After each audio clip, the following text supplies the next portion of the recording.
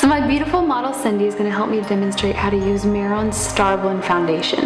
This is a highly pigmented powder foundation, and it's got a lot of buzz recently in Allure magazine for its use on the set of Black Swan. And I'm going to actually show you how to use two different colors to create a really basic and flawless finish for somebody who doesn't need a lot of coverage. Cindy, we prepped her skin already with Velvet Finish Primer and Touch Up Anti-Shine.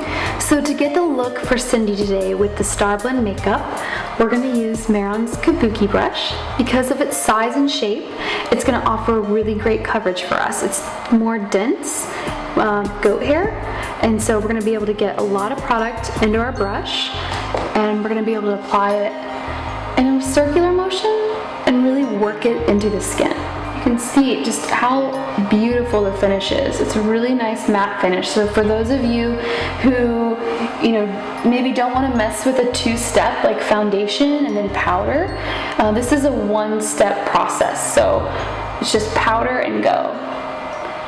And just really work it in. Now, if you want to do a little bit of highlighting or contouring, I suggest getting a shade lighter and then a shade darker in the powder in the StarBlend.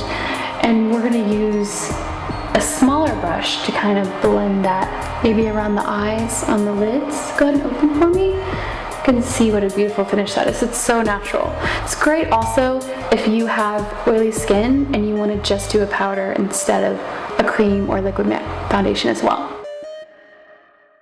So a little extra tip for you if you want to use StarBlend as a highlight, go in with a medium brush, just kind of pat it on one side, and I'll just do a little right here in the high cheekbone. Just press and blend. It's a nice way to just kind of create some dimension on the face.